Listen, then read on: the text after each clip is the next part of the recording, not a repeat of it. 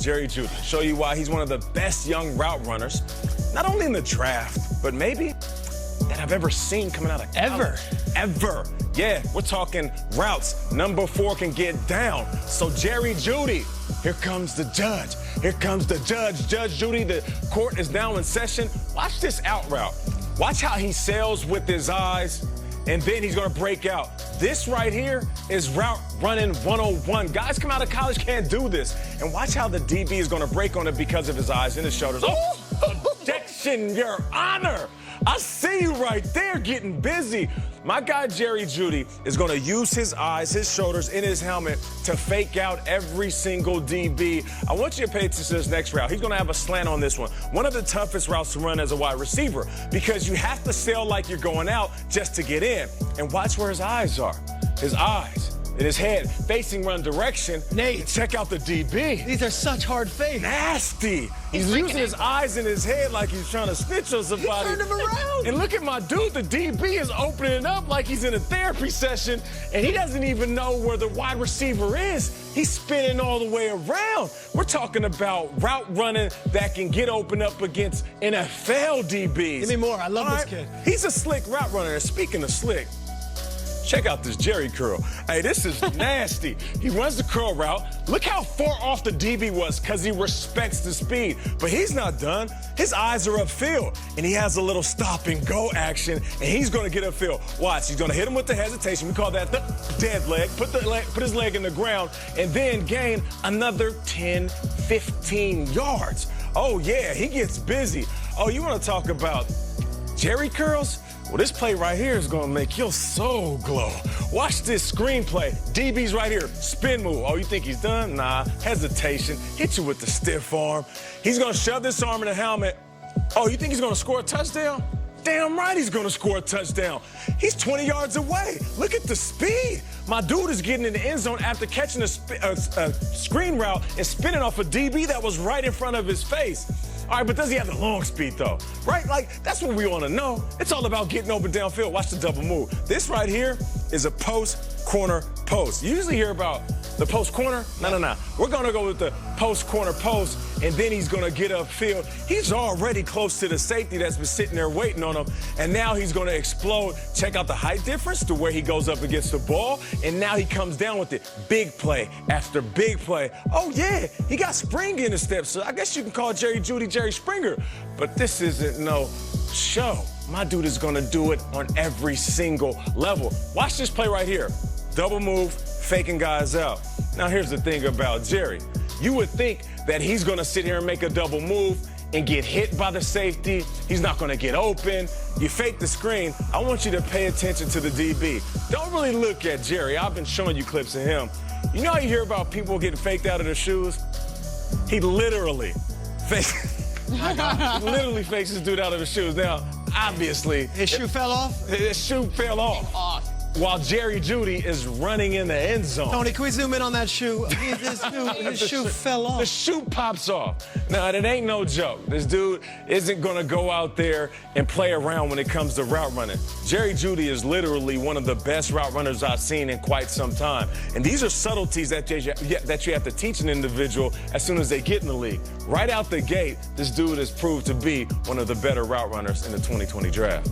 I cannot wait to see what he does. What I loved was at the combine, they're doing the defensive back drills, and they just mentioned the wide receivers. And Deion Sanders on an open mic says, "Oh, now Jerry Jeudy's got a first 3 steps. That'll make you cuss." I've never heard that before. That'll make you cuss. I love that. Jerry Jeudy is a polished route runner. And Nate, you mentioned it. Maybe the most polished route runner out of college that we've seen in recent years. His poise as well is really remarkable for somebody who hasn't even hit the NFL yet. Can you imagine once he's there and he's being coached and he's got a QB at the NFL level? It's going to be ridiculous. The reason I wanted to show you those short routes because as a wide receiver, when you see a DB 2 to 3 yards in front of you, you always panic. You think to yourself, I don't have enough time. You get out of your zone, you get out of your space, and all of a sudden you're rushing your route. And your quarterback's dropping back saying, why are you where you're not supposed to be? With him, he doesn't panic. He's like, you know what, I'm going to move him because I know exactly where I need to go.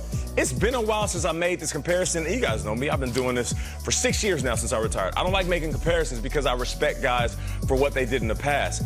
I haven't seen a guy with feet this quick since Chad Johnson. Well, and Tad Johnson had the quickest feet at the line of scrimmage I've ever seen. Jerry Jeudy has that. And he's not even in the league yet.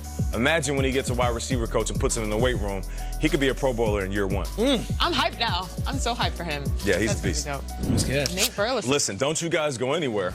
Who's the steal of the draft? Ooh, we're going to break that down. I'm talking about S.O.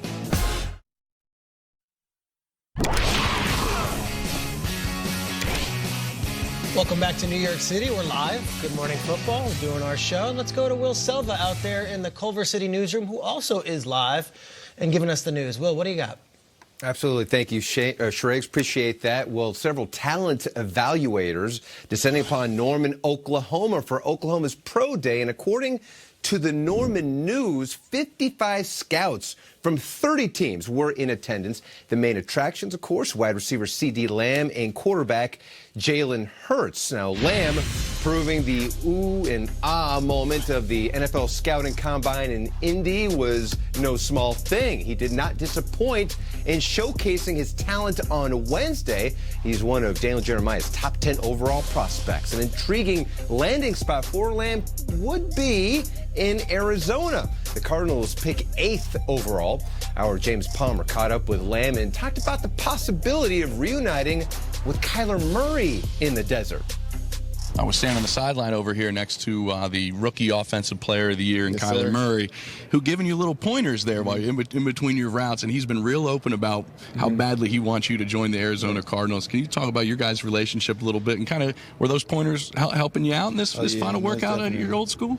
Yeah, I like that. I love constructive criticism, especially coming from a guy like that, quarterback, offensive rookie of the year, as you said. But me and his relationship is unbreakable. Whether I get drafted to the Cardinals or not, but just kind of the bond we built here at this university, and it was a brotherhood, and we kind of went through all the grit. There's a lot that plays a part into it, but everything that he told me going into to help me and critique on myself, I definitely listened and took it in. We had Big Boomer Sooner in the desert. Meanwhile, as Lamb and company were doing their thing in Norman, Oklahoma, one of the top-rated running backs in this year's draft was showing off what he could do during Wisconsin's Pro Day in Madison, Wisconsin. Our guy DJ has Jonathan Taylor as his 35th best prospect. NFL Network's Randy Moss was one of those in attendance and asked Taylor about his receiving skills.